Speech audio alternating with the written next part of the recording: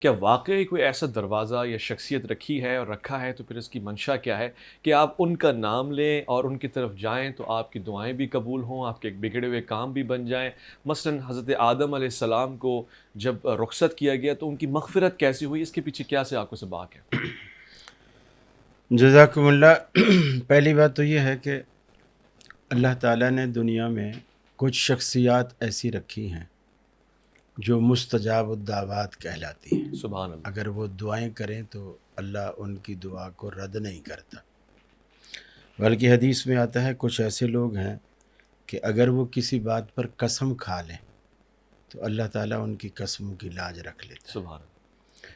کچھ جگہیں ایسی ہیں کہ جس جگہ پر پہنچ کر اگر انسان دعا کرے تو اللہ اسے رد نہیں کرتا۔ اچھا۔ کچھ اوقات ایسے ہیں کہ جن اوقات میں پہنچ کر انسان اللہ کو یاد کرے اور کچھ مانگے تو اللہ رب العالمین ان کی اس دعا کو اس وقت میں اس گھڑی میں مانگی گئی دعا کو اللہ رب العالمین رد نہیں کرتا۔ سبحان اللہ۔ کچھ اعمال ایسے ہوتے ہیں کہ جن اعمال کے کرنے کے بعد اللہ تعالیٰ کا خود دل چاہتا ہے کہ بندہ مجھ سے مانگے، میں اس سے نوازوں۔ اللہ تعالیٰ کا دل چاہتا ہے۔ اللہ کی خود یہ اپنی خواہش ہوتی ہے۔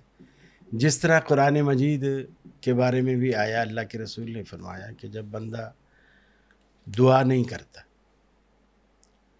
اور جو بھی اس کو وقت ملتا ہے قرآن پڑھتا رہتا ہے تو اللہ تعالیٰ اس کے اس عمل سے اتنا راضی ہوتا ہے اس سے کہ فرمایا کہ اس کو بغیر مانگے وہ کچھ عطا کر دیتا ہے کہ اگر وہ مانگتا تو شاید وہ نہ ملتا۔ بغیر مانگے، بغیر ہائے ہائے، مانگے سبحان اللہ۔ وہ کچھ دے دیتا ہے کہ اگر وہ مانگتا تو وہ نہ ملتا۔ یہ صرف قرآن پڑھنے کی برکت کی وجہ سے۔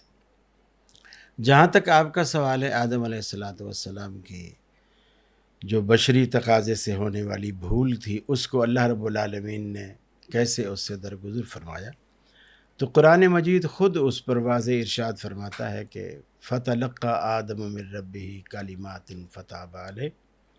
آدم علیہ السلام نے اپنے رب سے کچھ کلمے ایسے سیکھے جن پر آدم علیہ السلام نے پوری توجہ دے کر اللہ کی طرف رجوع کیا، تو پھر اللہ رب العالمین نے بھی حضرت آدم علیہ السلام کی طرف رجوع کر لیا، گویا اللہ اپنی ناراضگی سے پھر رحمت کی طرف آ گیا۔ سبحان اللہ۔ اور وہ کلمات بھی قرآن مجید میں دوسری جگہ قرآن مجید خود اس کی وضاحت کرتا ہے کہ ربنا آتنا ربنا ظلمنا انفسنا وان لم تغفر لنا وترحمنا لنکونن من الخاسرین۔ اے ہمارے رب، ہم اپنی جانوں پر ظلم اور زیادتی کر بیٹھے ہیں، اور اگر ان لم تغفر لنا وترحمنا، تو نے اگر رحم نہ کیا اور معاف نہ کیا تو لنکونن من الخاسرین، تو ہمارا سفینہ کبھی کنارے لگ سکتا ہی نہیں، ہائے ہائے، خسارے والوں میں سے ہو جائے۔ خسارے والوں سے ہو جائیں گے۔ تو لہٰذا اللہ تعالیٰ نے کچھ دعائیں بھی ایسی رکھی ہیں کہ وہ دعائیں، وہ الفاظ، وہ ذکر اگر زبان پر آ جائیں تو اللہ رب العالمین کی رحمت مچلنے لگتی ہے، سبحان اللہ۔ یعنی ایک تلاطم برپا ہو جاتا ہے اللہ کی رحمت کے سمندر میں کہ بندے نے کلمات ہی کچھ ایسے کہے۔ جیسے خود رسول اکرم صلی اللہ علیہ وسلم نے فرمایا کہ روز آخرت جب پوری کائنات دھوپ میں کھڑی ہوگی اور اللہ تعالیٰ ناراض ہوگا اور حساب نہیں لے رہا، ابھی جنت دوزخ کی بات ہی نہیں ہے، حساب ہی شروع نہیں کیا اللہ نے، اچھا۔ اور لوگ انتظار میں کھڑے ہیں۔ انبیاء کے پاس لوگ جا رہے ہیں، حتیٰ کہ سارے انبیاء سے ہو کر جب عیسیٰ علیہ السلام کے پاس آئیں گے تو عیسیٰ علیہ السلام کہیں گے کہ آپ ادھر ادھر مت بھٹکو، رسول اللہ صلی اللہ علیہ وسلم کے پاس جاؤ، امید ہے کہ وہ آپ کی سفارش ضرور کریں گے۔ تو اللہ کے رسول فرماتے ہیں مجھے وہ دعائیں یاد نہیں ہیں، مجھے وہ دعائیں اب یاد نہیں ہیں جو اس وقت اللہ رب العالمین مجھے القاء کرے گا، اچھا۔ اور میں اپنا سر سجدے میں ڈالوں گا اور وہ دعائیں اپنی زبان پر لے آؤں گا، سبحان اللہ۔ اور میں دعائیں پڑھتا رہوں گا، پڑھتا رہوں گا، پڑھتا رہوں گا، حتیٰ کہ اللہ کی رحمت کے سمندر میں وہ تلاطم جب برپا ہوگا، اللہ تعالیٰ کہے گا ارفع رأسک یا محمد، کہا اے فضل حبیب کریں۔ اپنا سر اٹھائیے۔ واہ۔ اپنا سر اٹھائیے، سل توتا، دامن پھیلائیے، جھولیاں بھر دی جائیں گی. صحیح. آج مانگ ڈالیے، اس لیے کہ آج اس کائنات میں آپ سے بہتر مانگنے والا کوئی نہیں اور مجھ سے بہتر دینے والا کوئی نہیں. سبحان. تو اللہ کے رسول کے الفاظ کے مطابق کچھ اوقات، کچھ شخصیات، کچھ الفاظ اور کچھ جگہیں ایسی ہیں جن میں آدمی اگر وہاں پہنچ جائے اور ان چیزوں کو پا لے اور پھر اللہ سے کچھ مانگ لے سبحان. تو اللہ اسے ضرور نواز دیتا ہے. مجھ سے یہی سوال میرا آپ سے ہوگا کہ جیسا کہ قاری صاحب نے رہنمائی فرمائی کہ کچھ شخصیات ایسی ہیں، کچھ مقامات ایسے ہیں، کچھ اعمال ایسے ہیں، تو وہ کون کون سے مقامات ہیں، کون سے اعمال، کون سی شخصیات ہیں؟ اور کیا جب ایک عام آدمی دعا مانگ رہا ہوتا ہے تو وہ یہ کہہ سکتا ہے کہ پروردگار بحق محمد یا حضور کے وسیلے سے ہمیں یہ نعمت عطا فرما، میری دعائیں قبول فرما دے؟ اس میں کوئی اعتراض تو نہیں؟ اعوذ باللہ من الشیطان الرجیم، بسم اللہ الرحمن الرحیم. یا ایھا الذین آمنوا اتقوا اللہ وابتغوا الیہ الوسیلہ. صدق اللہ العظیم. بہت شکریہ. دیکھیے ہماری چونکہ خاص گفتگو اسی حوالے سے ہے، جیسا کہ آپ نے خود ارشاد فرمایا کہ اپنی دعا میں کسی کا واسطہ، کسی کا وسیلہ پیش کر لینا. سب سے پہلے اس بات کو سمجھتے ہیں کہ وسیلہ کہتے کس کو ہیں، چونکہ قرآن میں بھی اس کا لفظ آیا ہے. جیسا کہ ابھی میں نے آیت پڑھی ہے. جو اہل لغت ہیں وہ وسیلے کی تعریف کرتے ہیں کہ ما یتوسل بہ الی الشیء ویتقرب بہ، یا اس کی یوں بھی تعریف کرتے ہیں کہ ویتقرب بہ الی الغیر، یعنی وہ چیز کہ جس کے ساتھ آپ غیر تک تقرب حاصل کر لیں، قرب حاصل کر لیں. اچھا، اب یہ جو کسی تک پہنچنا ہے، غیر تک پہنچنا ہے، چونکہ یہاں تو ہماری مراد ہے کہ پروردگار عالم کی قربت حاصل کرنا، چاہے وہ اس کی رضامندی کے اعتبار سے ہو، چاہے وہ دعا کی جلد قبولیت کے اعتبار سے ہو. تو اب آیا کہ اس میں غیر کا وسیلہ پیش کرنا جائز ہے یا نہیں ہے. اچھا. اور کیا غیر کے وسیلہ پیش کرنے سے اس دعا کے اندر کوئی تاثیر بڑھ جاتی ہے، اس کی قبولیت کے آثار بڑھ جاتے ہیں؟ تو دیکھیے اس کے اندر جو ہمارے بڑے ائمہ حضرات گزرے ہیں، اسی طریقے سے جو محدثین گزرے ہیں، اسی طریقے سے وہ افراد کہ جو امت کی معتبر شخصیات ہیں، ان تمام کی اگر روایات کو جمع کیا جائے تو اس کا خلاصہ یہ نکلتا ہے کہ نبی علیہ السلام کے زمانے سے لے کر آج تک اس بات پر اکثریت کا، اہل سنت کا ایک طرح سے اتفاق رہا ہے کہ آپ مقدس شخصیات انبیاء علیہ السلام سے لے کر، پھر اسی طرح جو آپ کے اعمال ہیں نیک ان کو لے کر، پھر اسی طریقے سے جو صالحین ہیں ان کو لے کر اگر آپ ان کا وسیلہ پیش کرتے ہیں، وہ کہ جو رب کی بارگاہ میں ایک مقام اور مرتبہ رکھتے ہیں، سو یہ آپ کی دعا کی قبولیت کے لیے مطلب پرتاثیر ہو جائیں گے، اور اس سے جلد آپ کی دعا جو ہے نا وہ اللہ کی بارگاہ میں قبول ہو جائے گی. اس جو ایک حدیث پاک کے اندر آتا ہے، جو آپ نے ایک لفظ کہے کہ کیا بحق یا محمد کہا جائے کہ نہیں کہا جائے. تو دیکھیے ابن ماجہ کی ایک حدیث پاک ہے، اس کو ترمذی شریف نے کے اندر بھی روایت کیا گیا ہے، ابن ماجہ کے اندر بھی ہے، اور سیاہ ستہ کے علاوہ دیگر کتب کے اندر بھی یہ احادیث موجود ہیں. اور بڑی مشہور حدیث ہے، حضرت عثمان بن حنیف رضی اللہ تعالیٰ عنہ، یہ اس کے راوی ہیں. یہ فرماتے ہیں کہ نبی علیہ السلام کی بارگاہ میں ایک نابینا صحابی حاضر ہوئے اور انہوں نے آ کے عرض کی کہ اے اللہ کے رسول، آپ میرے حق میں دعا کیجئے کہ میری بینائی آ جائے. میری بینائی آ جائے. تو نبی علیہ السلام نے فرمایا کہ اگر آپ بغیر بینائی کے رہیں تو میں اس دعا کو مؤخر کر دوں اور یہ آپ کے لیے بہتر ہے. تو انہوں نے عرض کی نہیں، میں یہ چاہتا ہوں کہ آپ میرے حق میں دعا فرمائیں. اچھا. اب نبی علیہ السلام نے فرمایا ٹھیک ہے، آپ ایسا کریں، وضو کریں، اور وضو کر کے آ کر 2 رکعت نماز نفل پڑھیں. اس کے بعد نبی علیہ السلام نے ایک دعا تعلیم فرمائی. اور میں چاہتا ہوں جس طرح وہ الفاظ عربی کے ہیں ان کو اسی طریقے سے پورے پڑھ کر سنا دیے جائیں اور پھر ترجمے کی طرف جائیں کہ جو آپ نے لفظ کہا کہ کیا اس لفظ کے ذریعے دعا کی جا سکتی ہے. تو نبی علیہ السلام نے فرمایا کہ یوں دعا کرنا، اللہم انی اسألک واتوجہ الیک بمحمد نبی الرحمت صلی اللہ علیہ وسلم. اور اس کے بعد یہ کہنا کہ یا محمد، یعنی اللہ کی بارگاہ میں تو یہ کہہ دیا کہ آپ کے واسطے سے، پھر یہ کہنا کہ یا محمد انی قد توجہت بک الی ربی فی حاجتی ہذہ لتقضی اللہم فشفعہ. اس کا معنی یہ ہے کہ اللہ میں تیری بارگاہ میں نبی رحمت صلی اللہ علیہ وآلہ وسلم کے وسیلے سے عرض کرتا ہوں یا دعا کرتا ہوں یا اپنی حاجت پیش کرتا ہوں، اور اس کے بعد نبی علیہ السلام کی طرف متوجہ ہو کر کہ اے محمد صلی اللہ علیہ وسلم، میں آپ کی ذات کو اللہ کی بارگاہ میں وسیلہ بناتا ہوں۔ اور یہ وہ دعا ہے کہ جس کو نبی علیہ السلام نے خود صحابی کو تعلیم فرمائی۔ یعنی گویا کہنے کا مطلب یہ ہوا کہ نبی علیہ السلام نے خود اس بات کی طرف ہدایت فرما دی کہ میرے نام کا وسیلہ پیش کر کے اللہ کی بارگاہ میں دعا کر سکتے ہیں۔ خوبصورت ہو گیا۔ اور نبی علیہ السلام کا جو وسیلہ پیش کرنا ہے، چونکہ اگر آپ کی ذات کے لیے وسیلہ ثابت ہے تو پھر اس کے بعد آپ کی اتباع میں صالحین کے لیے بھی ثابت ہوگا۔ تو نبی علیہ السلام کی ذات کا وسیلہ جب تک آپ ظاہری حیات کے ساتھ دنیا میں تشریف نہیں لائے تو آپ سے پہلے بھی پیش کیا گیا۔ یہ بات یاد رکھنے کی ہے۔ اور جب نبی علیہ السلام تشریف لے آئے تو آپ کی حیات میں بھی پیش کیا گیا، اور جب نبی علیہ السلام دنیا سے پردہ فرما گئے تب بھی پیش کیا گیا۔ میں چاہتا ہوں ان تینوں باتوں کو میں عرض کر دیتا ہوں تاکہ بات واضح ہو جائے۔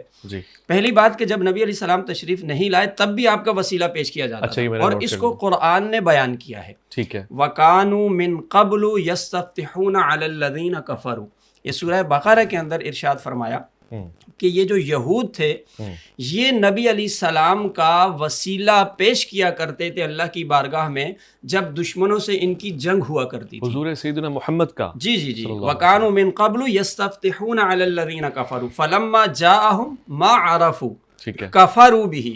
قرآن کہتا ہے کہ جب یہ نبی تشریف لے آئے، پہلے وسیلہ پیش کرتے تھے تم، جب یہ نبی تشریف لے آئے جن کو پہچانتے ہو اب ان کا انکار کر دیا۔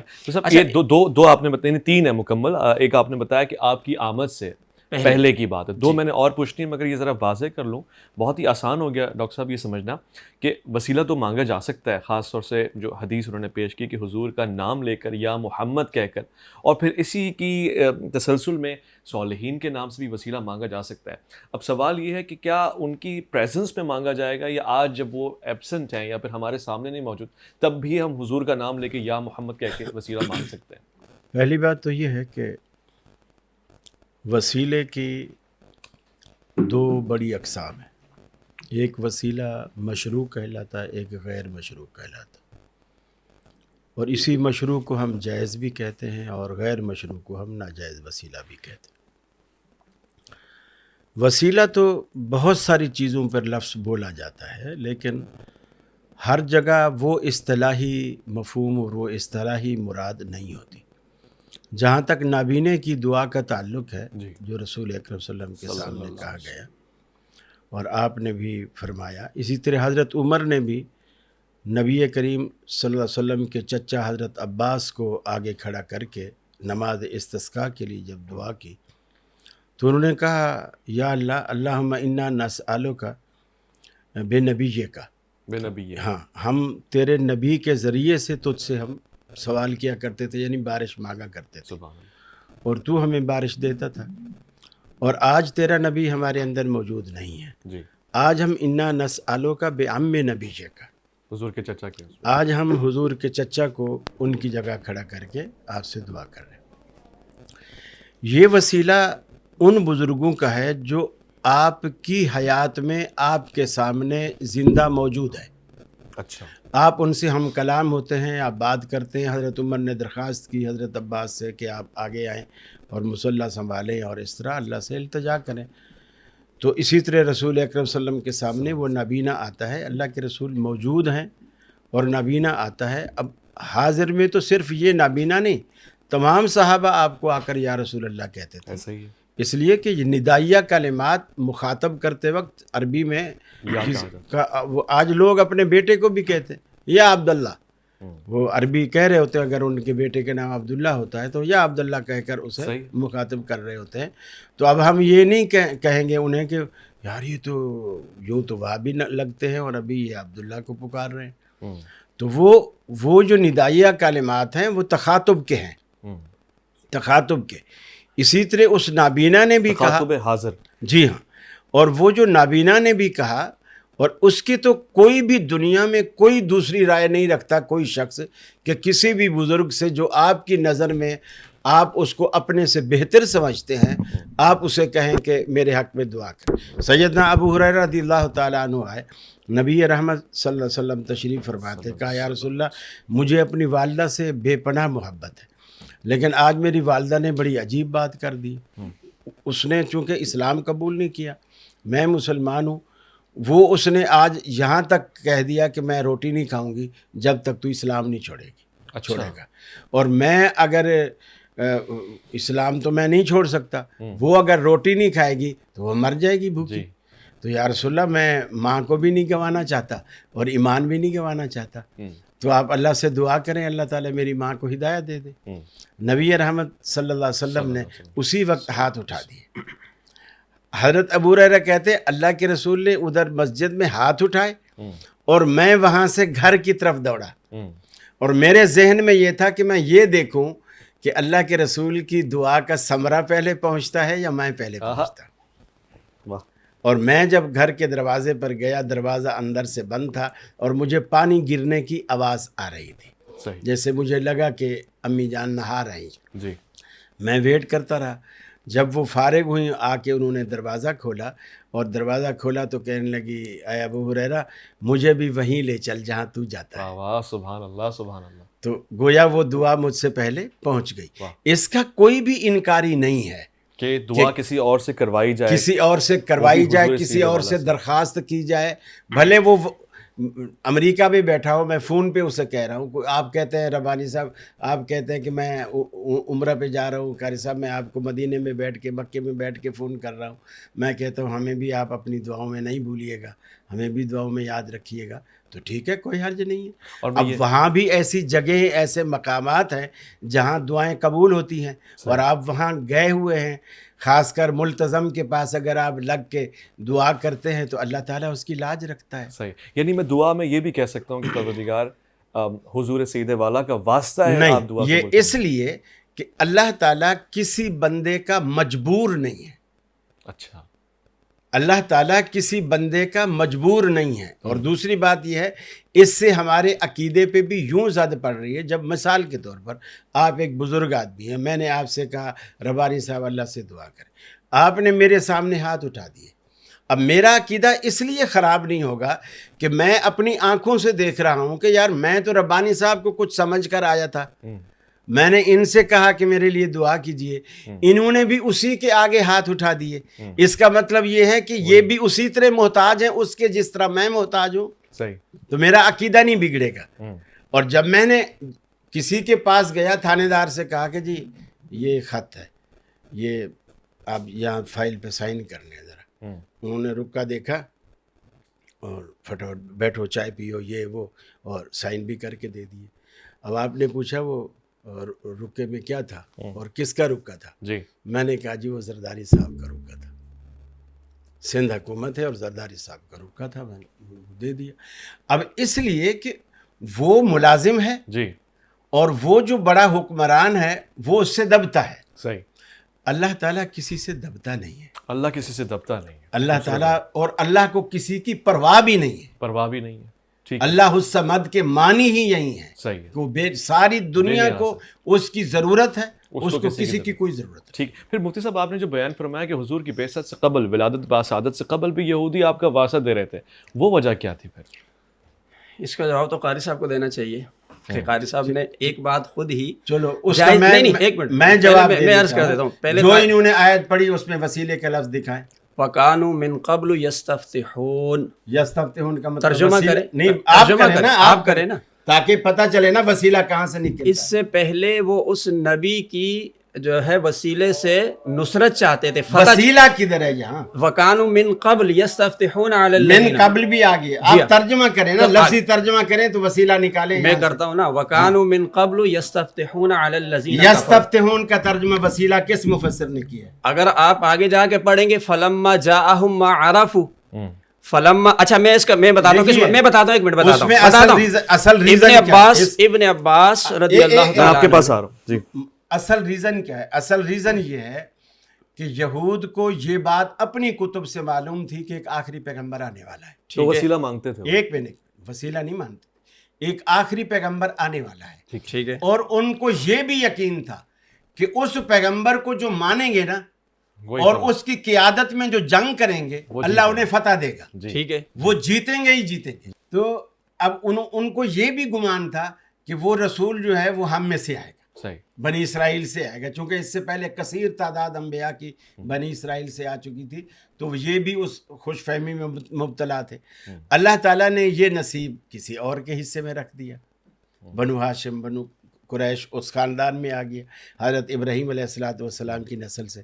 تو اب وہ ان کو حسد ہو گئے۔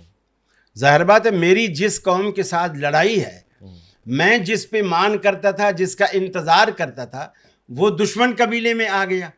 اب بجائے اس کے کہ میں بولوں چلو جی ہم ہتھیار ڈال لیتے ہیں، حسد پیدا ہو گیا، اور حسد کی بنیاد پر ساری زندگی مخالفتیں ہی کرتے رہے۔ صحیح، اور رسول اللہ صلی اللہ علیہ وسلم کو پہچاننے کے بعد کہ یہ وہی رسول ہے جس کا ہماری کتابوں میں ذکر ہے، مگر پہلے مانگتے تھے، پہلے جو یہ سب وسیلہ نہیں، یعنی کبھی انہوں نے اللہ سے یہ دعا نہیں کی یہودیوں نے کہ تمہیں آنے والے رسول کا واسطہ ہمیں فتح دے دے۔ وسیلہ تو یہ ہوتا ہے نا جو آپ الفاظ جی میں سمجھ کہہ رہے تھے، وہ الفاظ یہودیوں نے کہیں حدیث میں کہیں ذکر جی میں بتاتا ہوں، جی اب حضرت کی بات پوری ہو گئی۔ انہوں نے کہا کہیں حدیث میں نہیں آیا۔ پہلے تو یہ آیت کا مفہوم بتا دیں، اس کا خود ترجمہ بتا دیں کہ اس کا مفہوم کیا بنے گا۔ وَقَانُوا مِن قَبْلِ یستفتحون علی الذین کفروا فلما جاءہم ما عرفوا، اس کا مفہوم عرض کر دیں پھر میں بات آگے بڑھاؤں۔ مفہوم تو میں نے بتا دیا کیا اس کا کیا کہ وہ مفہوم؟ اس سے پہلے یہی فتح کی چاہتے تھے، امید رکھتے تھے، آرزو ٹھیک ہے، رکھتے تھے کس کہ بیس وہ پر؟ رسول آئے گا اور ہم اس کا ساتھ دیں گے۔ نہیں یہ تو نہیں ہے، آگے کیا ہے؟ فلما جاءہم ما عرفوا، جب وہ رسول آئے آیا پہچاننے کے بعد انکار کر دیا۔